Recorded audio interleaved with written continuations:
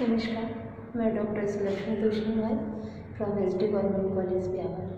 बच्चों, आज हम देखेंगे कि इंडियन कॉन्ट्रैक्ट एक्ट में जब कॉन्ट्रैक्ट किया जाता है तो अपन उसमें देखा था कि प्रपोजल एंड एक्सेप्टेंस ये दोनों चीज़ें होती हैं। तो अपन देखेंगे कि प्रपोजल क्या होता है, प्रस्ताव किस तरह से किया जाता है, कौन कर सकता है। तो इसके लिए अपन सबसे पहले देखेंगे what is the proposal. When one person signifies to another his willingness, कि कोई भी एक पक्षकार जब दूसरे पक्षकार के सामने अपनी बात कहने के लिए अपनी इच्छा को प्रकट करता है टू डू और टू एब्सटेन फ्रॉम डूइंग, कि वो प्रपोजल किसी भी रूप में हो सकता है, मतलब किसी भी कार्य को करने के लिए हो सकता है, किसी भी कार्य को नहीं करने के लिए भी हो सकता है। तो दोनों ही रूपों में यदि प्रपोजल दिया जाता है तो अपन उसे प्रपोजल के रूप में माने जाएंगे। View to obtaining the assent of the other to such act or obtains he is said to make a proposal, कि दूसरे को जो प्रस्ताव दिया जा रहा है वो इस इच्छा से दिया जा रहा है कि दूसरा पक्षकार उसकी इस बात को मानने के लिए तैयार हो जाए, या उसने जो प्रपोजल दिया है उस प्रस्ताव को वो चाहे स्वीकार करने, जिस भी फॉर्म में उसने दिया है, मतलब उसने स्वीकार करने के हिसाब से दिया है तो वो उसको स्वीकार कर लेगा, और यदि उसने स्वीकार करने के हिसाब से नहीं दिया है तो वो किसी कार्य को नहीं करने के लिए दिया है तो वो उस कार्य को नहीं करने के लिए तैयार हो जाए। तो मतलब वो किसी कार्य को करने के लिए भी हो सकता है या एब्सटेन फ्रॉम डूइंग, किसी भी रूप में हो सकता है। तो जब इस इच्छा के साथ दिया जाता है कि सामने वाला उसको एक्सेप्ट कर लेगा और उनके बीच में एक अनुबंध बन जाए तो इसको अपन प्रपोजल कहते हैं। तो बच्चों, ये सिंपल हो गया कि ये प्रपोजल क्या होता है। अब अपन देखेंगे कि जब भी आपको मैंने बताया था अनुबंध के आवश्यक तत्वों में कि अनुबंध करने के लिए दो पक्षकारों का होना आवश्यक है। तो एक पक्षकार प्रस्ताव देता है और दूसरा पक्षकार उस प्रस्ताव को स्वीकार करता है। तो इस तरह से अपन उसको प्रस्तावक और स्वीकर्ता कहते हैं। तो ये हो गया इसमें प्रपोजल एंड ऑफरिंग। तो दोनों प्रस्तावक और स्वीकर्ता दो पक्षकार हो गए। अब आप देखिए कि जो एक पक्षकार प्रस्ताव देता है और दूसरा पक्षकार उस प्रस्ताव को स्वीकार करता है, तो जो प्रस्तावक होता है, मतलब जो प्रपोजर होता है, उसको प्रस्ताव स्वीकार करने के बाद में प्रॉमिसर, और जिसने स्वीकार कर लिया है उसको प्रॉमिसी कहा जाएगा। तो दो पार्टीज हो गई, प्रस्ताव की एक्सेप्टेंस के बाद में प्रॉमिसर एंड प्रॉमिसिंग। तो इन दो पार्टीज के बीच में जो भी इन्होंने अपनी बात कही है उस बात को वो स्वीकार करने के लिए जब दिया जाता है तो उसको अपन प्रपोजल कहते हैं। अब इसमें अपन देखेंगे कि ये जो प्रस्ताव दिया है और करा है तो इसको कौन से प्रस्ताव को हम वैलिड माने और किसको हम वैलिड नहीं माने। तो इसके लिए हम देखेंगे कि इसमें प्रस्ताव में कुछ विशेषताओं का होना आवश्यक है, कि यदि ये कैरेक्टरिस्टिक्स है तो वो प्रपोजल है, अन्यथा वो प्रपोजल नहीं है। तो सबसे पहले अपन देखेंगे there must be two parties. जैसा कि आपने, मैं शुरू से आपको अनुबंध की उसमें बता रही हूँ कि दो पार्टीज का होना आवश्यक है, कि एक पार्टी उसको प्रपोजल देगी, दूसरी पार्टी उस प्रपोजल को एक्सेप्ट करेगी। तो किसी कार्य को करने के संबंध में भी हो सकता है ये प्रस्ताव, किसी कार्य को नहीं करने के लिए भी हो सकता है ये प्रस्ताव। तो किसी भी रूप में कार्य करने के लिए हो सकता है। तो फर्स्ट अपन देखेंगे कि टू पार्टीज का होना जरूरी है। अब अपन सेकेंड पॉइंट में आता है मे बी फॉर डूइंग, कि अब किसी भी कार्य को करने के लिए प्रस्ताव हो सकता है। अब करने के लिए प्रस्ताव हो सकता है जैसे कि कोई दो फ्रेंड है, वो आपस में डिसीजन लेता है कि अपन दोनों शहर में पढ़ने के लिए जा रहे हैं, तो दोनों मिलकर के एक रूम किराए पर ले लेंगे। तो ये क्या हो गया, दोनों ने किसी कार्य को करने के लिए अपना एक एग्रीमेंट किया है कि वो किराए पर एक रूम लेंगे, और किराया एक अनुबंध है, और किराया लेने के लिए जो अनुबंध करेंगे वो दोनों मिलकर के कर लेंगे। यानी उनकी शर्तें तय हो गई कि वो आधा आधा किराया पे करेंगे, दोनों साथ में रहेंगे। तो इस तरह के ये किसी कार्य को करने के लिए हो गया। अब इसमें दूसरा आ जाता है कि किसी कार्य को नहीं करने के लिए, इसमें मैंने लिखा आपको एब्सटेन फ्रॉम डूइंग एनीथिंग, कि किसी कार्य को नहीं करने के लिए भी प्रस्ताव हो सकता है। सपोज करिए कि किसी एक पक्षकार ने किसी दूसरे पक्षकार के साथ में मारपीट कर ली है, उसके साथ में गाली गलौज कर लिया है, तो वो उसके विरुद्ध कोर्ट में केस करने को जा रहा है या उसके विरुद्ध मानहानि का दावा करने के लिए जा रहा है। तो जिस पक्षकार ने उसको साथ मारपीट करी है, गाली गलौज करी है या कुछ गलत किया है, तो वो पक्षकार उसको प्रस्ताव देता है कि यदि वह उसके विरुद्ध केस नहीं करता है तो वह उसको उसके बदले में 1000 रुपये देगा। तो अब देखिए कि उसने उसको केस नहीं करने के लिए, आप समझ गए ना कि केस नहीं करने के लिए यदि वो उसको रुपए दे रहा है, तो वो 1000 रुपीज़ देने का जो उसको प्रपोजल दे रहा है, वो प्रपोजल किसके लिए दे रहा है कि वो कोई कार्य नहीं करे। तो आपने देखिए कि दोनों में अंतर हो गया। पहला जो एग्जाम्पल था कि किसी कार्य को करने के लिए, दूसरा एग्जाम्पल हो गया कि किसी कार्य को नहीं करने के लिए कोई प्रस्ताव दिया जा रहा है। यदि वो इस प्रस्ताव को एक्सेप्ट कर लेता है, मतलब वो उससे 1000 रुपीज़ ले लेता है और तैयार हो जाता है कि वो केस नहीं करेगा, तो उनकी बात में वहीं पर समाप्त हो जाती है। तो अब प्रपोजल किसके लिए हो सकता है? किसी कार्य को करने के लिए भी हो सकता है, किसी कार्य को नहीं करने के लिए भी हो सकता है। अब अपन देखेंगे the object must be to do obtain consent, कि अब आप देखिए कि जो प्रपोजल है वो यदि कोई अपना प्रपोजल दे रहा है, तो वो प्रपोजल दे रहा है तो उसके पीछे कोई ना कोई ऑब्जेक्ट होना चाहिए। मतलब वो फालतू में यदि वो कुछ भी बातें बोल रहे हैं तो उसको अपन गपशप बोलेंगे, उसको अपन प्रपोजल नहीं बोलेंगे। तो उसने जो भी प्रपोजल दिया है, तो उस प्रस्ताव दिया उसके पीछे उसकी इच्छा होनी चाहिए कि वो सामने वाला व्यक्ति उसके उस प्रस्ताव को स्वीकार कर ले रहा है। तो वो यदि उसका यदि इच्छा है तो ये माना जाएगा कि उसका प्रस्ताव किया गया है। और यदि वो सिंपल बातचीत कर रहे हैं, जैसे सिंपल बातचीत में तो कुछ फ्रेंड्स बैठ के वो बातें करते हैं, आज हम सोच रहे हैं ऐसा करेंगे, हम आज मूवी देखने चलेंगे, आज ये कर लेंगे, तो ये सब सिंपल बातचीत है, इसको अपन प्रस्ताव नहीं कह सकते हैं। फिर आता है the object of proposal to establish legal relationship. अब है कि जब भी कोई प्रपोजल दिया जाता है तो प्रपोजल वो तभी एग्रीमेंट और कॉन्ट्रैक्ट बन सकता है जबकि उनका रिलेशन वैधानिक संबंध स्थापित करना हो। मैंने आपको अनुबंध की डेफिनेशन में भी बताया था कि agreements which are enforceable by law, that agreements called contract, कि जिनको कानून के द्वारा प्रवर्तनीय करवाया जा सकता है। तो कानून के द्वारा प्रवर्तनीय कब करवा सकता है? जबकि जो पार्टीज हैं उसकी इच्छा हो कि वो आपस में लीगल रिलेशन बनाना चाहता है। लीगल रिलेशन का मतलब हो गया कि वो उसने जो प्रस्ताव दिया है उस प्रस्ताव के द्वारा वो आपस में कानूनी रूप से बनना चाहता है कि उसने जो प्रस्ताव दिया है उसको वो भी स्वीकार करता है। तो वो दोनों कुछ कानूनी बाध्यताओं के साथ में बन जाता है कि दोनों उनसे रिलेटेड उन सारी चीज़ों को पूरा करेंगे जो कि टर्म्स और कंडीशन उन्होंने आपस में पूरी करी है। अब इसमें है कि जो प्रपोजल किया गया है उसका कम्युनिकेशन होना जरूरी है।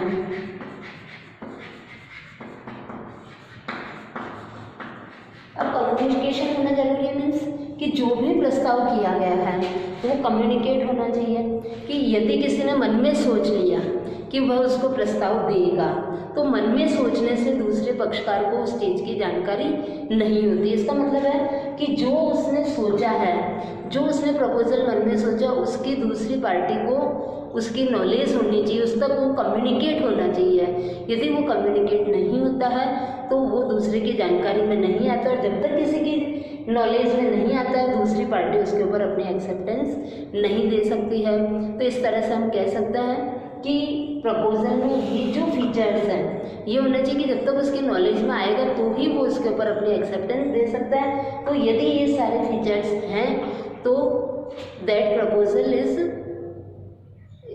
The proposal for other party, कि वो उस प्रपोजल है और प्रपोजल किस लिए है? दूसरी पार्टी से कॉन्ट्रेक्चुअल रिलेशन स्थापित करने के लिए है।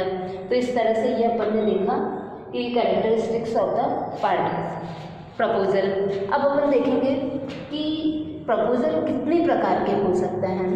तो मैंने आपको एक मोटा क्लासिफिकेशन बनाया है कि प्रपोजल जैसे फर्स्ट अपन ले सकते हैं basis on the mode of proposal, कि वो प्रपोजल किस तरह से करना है उसके आधार पर प्रपोजल को अलग अलग भागों में डिवाइड कर सकते हैं। तो सबसे पहले अपन कहेंगे कि जैसे एक्सप्रेस प्रपोजल।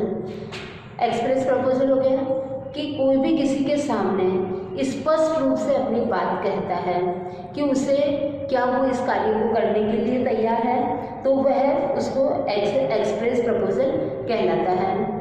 जैसे अपन कई बार अपन किसी से कोई सामान खरीदना चाह रहा है और अपन उसको बोलते हैं कि क्या वो सामान 500 रुपये में बेचने के लिए तैयार है, तो वो यदि उसके ऊपर अपनी सहमति दे देता है तो इसका मतलब हो गया कि वो एक्सप्रेस प्रपोजल हो गया, स्पष्ट प्रस्ताव हो गया कि सामने वाला पक्षकार को वो प्रस्ताव स्पष्ट रूप से दिया जा रहा है कि क्या वो 500 रुपीज़ में उसकी वस्तु बेचने के लिए तैयार है।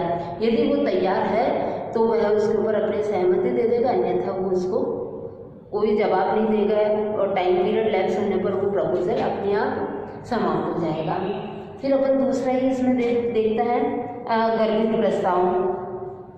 अब गर्भित प्रस्ताव में अपन देखते हैं कि प्रस्ताव स्पष्ट रूप से बोल करके लिख करके नहीं दिया जाता है, बल्कि परिस्थितियों के द्वारा वो प्रस्ताव सामने वाला पक्षकार समझ जाता है कि उसको प्रस्ताव दिया गया है, तो उसके आधार पर वो प्रस्ताव माना जाएगा। तो इसको अपन इम्प्लाइड प्रस्ताव के रूप में मानेंगे। अब इम्प्लाइड प्रस्ताव के रूप में देखें, जैसे सपोज करिए कि अपन कहीं बाहर जा रहे हैं और टैक्सी निकल रही है, जैसे अपन घर से कॉलेज के लिए जा रहे हैं और टैक्सी उधर से निकल रही है, अपन टैक्सी वाले को अपना हाथ देते हैं, टैक्सी रुक जाती है, अपन उस टैक्सी में बैठ जाता है।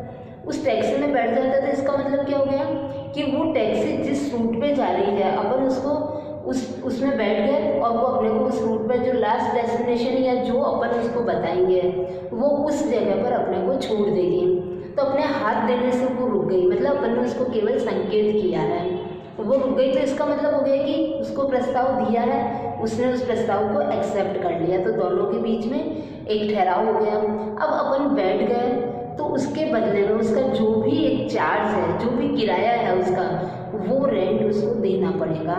तो ये हो गया कि वो इम्प्लाइड भी हो सकता है और एक्सप्रेस प्रपोजल भी हो सकता है। प्रपोजल किसी भी फॉर्म में दिया जा सकता है, परंतु पक्षकार की अनुबंध करने की इच्छा होनी चाहिए और वैधानिक संबंध स्थापित करने की इच्छा होनी चाहिए। अब अपन सेकंड आधार देखते हैं मोड ऑफ ऑफरिंग, कि उसको प्रस्ताव ग्रहीता के आधार पर किस तरह से दिया जाता है। तो सबसे पहले अपन देखेंगे स्पेसिफिक प्रपोजल। स्पेसिफिक प्रपोजल यानी विशिष्ट प्रस्ताव। अब स्पेसिफिक हो गया यानी जैसा कि इसके नाम से स्पष्ट हो रहा है कि जो प्रपोजल किसी स्पेसिफिक व्यक्ति के लिए बनाया गया है, तो वो स्पेसिफिक प्रस्ताव हो गया। कि जैसे ए बी को कहता है कि क्या वह उसकी बाइक खरीदने के लिए तैयार है, तो वो बी को बोल रहा है तो वो बी के लिए प्रपोजल है। यदि उसके पास में सी खड़ा है और सी उस बाइक को खरीदने के लिए तैयार है उसी रेट पर, तो that proposal is not for C, this proposal is only for B. क्योंकि ये उसने प्रस्तुत किसके लिए किया है, केवल बी के सामने प्रस्तुत किया है, तो ये बी ही लेगा। यदि सी खरीदना चाहता है तो सी ए को प्रपोजल दे सकता है, परंतु वो इस प्रपोजल पर अपनी एक्सेप्टेंस नहीं दे सकता है। तो ये हो गया स्पेसिफिक प्रपोजल। अब होता है जनरल प्रपोजल। जनरल प्रपोजल यानी सामान्य, कि जो भी व्यक्ति उस प्रस्ताव को देख रहा है, सुन रहा है, समझ रहा है, किसी भी मोड में यदि उस व्यक्ति को उस प्रस्ताव की जानकारी होती है तो वो प्रस्ताव जनरल प्रपोजल कहलाता है। तो इस जनरल प्रपोजल में जो भी टर्म्स कंडीशन लिखी हुई रहती है, तो जो भी पक्षकार इसको सुनता समझता है और इसके जो भी टर्म्स एंड कंडीशंस हैं उसको जो फॉलो करता है तो उसको वो उस प्रस्ताव की स्वीकृति मानी जाएगी, मतलब उसने उस प्रस्ताव को स्वीकार कर लिया है, तो यह जनरल प्रपोजल कहलाएगा। इसमें cardinal versus carbolic smoke ball company का केस काफ़ी चर्चित रहा है, जो कि जनरल प्रपोजल से संबंधित है। तो इसमें इस तरह का कोई भी जो भी एडवर्टाइजमेंट आता है और उसमें कोई भी पुरस्कार घोषित किया जाता है और उसकी टर्म्स एंड कंडीशन को यदि पालन किया जाता है तो वो जनरल प्रपोजल कहलाया जाएगा। उससे भी पक्षकार उतना ही बाउंड होता है जितना कि वो स्पेसिफिक प्रपोजल के में बाउंड होता है। अब तीसरा आधार अपन देखेंगे नेचर ऑफ प्रपोजल, कि जो प्रस्ताव करने का जो आधार है वो किस तरह का है। सबसे पहले अपन देखेंगे क्रॉस ऑफर। अब क्रॉस ऑफर में हो गया प्रति प्रस्ताव। प्रति प्रस्ताव मीन्स कि जब मैंने आपको बताया था कि अनुबंध करने के लिए 2 या 2 से अधिक पार्टीज का होना जरूरी है, तो जो दोनों पार्टीज हैं तो दोनों पार्टी सेम टाइम पर सेम सब्जेक्ट मैटर पर दोनों एक दूसरे को ऑफर देती है और एक ही टर्म्स एंड कंडीशन पर ऑफर देती है, तो that is called the cross offer. अब आप देखिए कि जैसे कोई एक पार्टी है वो अपना सोफ़ा सेट विक्रय करना चाहता है, सेम उसी टाइम पर जो दूसरी पार्टी है मतलब बी है वो ए का सोफ़ा क्रय करना चाहता है, तो सेम उसी टाइम पर वो ए बी को कहता है कि क्या तुम मेरा सोफ़ा सेट 20,000 रुपये में क्रय करने के लिए तैयार हो, और बी भी सेम उसी टाइम में कहते हैं कि क्या तुम तुम्हारा सोफ़ा सेट 20,000 में सेल करने के लिए तैयार हो। अब देखिए एक ही सोफ़ा सेट है, अमाउंट एक ही है, परंतु फिर भी ये क्या हो गया, क्रॉस हो गया। दोनों ने एक दूसरे को एक ही टाइम पर प्रपोजल दिया है, तो इसका मतलब हो गया कि वो जो उन्होंने प्रपोजल दिया है तो कौन उसमें प्रस्तावक है, कौन स्वीकर्ता है, तो इसमें ये डिसाइड नहीं हो रहा है। तो इसको प्रस्ताव के रूप में लाने के लिए पुनः कोई भी एक पक्षकार को इसको एक्सेप्ट करना होगा तो वो प्रपोजल बनेगा, अन्यथा वो प्रपोजल नहीं बनेगा। अब सेकंड अपन देख रहे हैं काउंटर ऑफर। अब ये है कि स्थानापन्न प्रस्ताव। आपने स्थानापन्न वस्तुओं के बारे में सुना है कि जैसे चाय की जगह कॉफ़ी को काम में ले लेना, इंक पेन की जगह जेल पेन को काम में ले लेना, तो ये क्या हो गया कि एक वस्तु की जगह दूसरी वस्तु को काम में ले लेना। परंतु इसमें चूंकि वस्तु के लिए नहीं कहा जा रहा है, इसमें है काउंटर ऑफर की किसी एक पक्षकार ने प्रपोजल दिया, उसके प्रपोजल को एज इट इज एक्सेप्ट न करके बल्कि उसके प्रपोजल में कुछ एडिशन अल्ट्रेशन करके जब उसको एक्सेप्ट किया जाता है तो उसको अपन काउंटर ऑफर बोलते हैं। जैसे एक पक्षकार ने प्रपोजल दिया कि क्या अपन सेम लेते हैं कि जैसे क्या वो उसका सोफ़ा सेट 20,000 रुपये में बेचने के लिए तैयार है, तो वो जो सोफ़ा मालिक है वो उसकी एक्सेप्टेंस तो देता है परंतु बोलता है हाँ वो अपना सोफ़ा सेट 30,000 में सेल करने के लिए तैयार है। मतलब उसने टर्म चेंज कर दी, अमाउंट चेंज कर दिया, तो ये उसने क्या कर दिया, एक्सेप्टेंस देने की जगह उसने अपनी तरफ से ऑफर दे दिया, तो इस ऑफर को अपन काउंटर ऑफर कहेंगे। और थर्ड इज स्टैंडिंग ऑफर। अब स्टैंडिंग ऑफर में है कि ऐसा कोई भी ऑफर जो कि एक सर्टेन टाइम पीरियड तक चलता रहता है और उसे एक से अधिक बार एक्सेप्ट किया जा सकता है और ये एक तरह से ओपन ऑफर कहलाता है। तो इस तरह से प्रस्तावों को अपन ओपन ऑफर या स्टैंडिंग ऑफर कह सकते हैं। तो ये बच्चों मैंने आपको बताया टाइप्स ऑफ प्रपोजल, तो ये इस तरह से प्रपोजल के रूप हो सकता है। Thank you.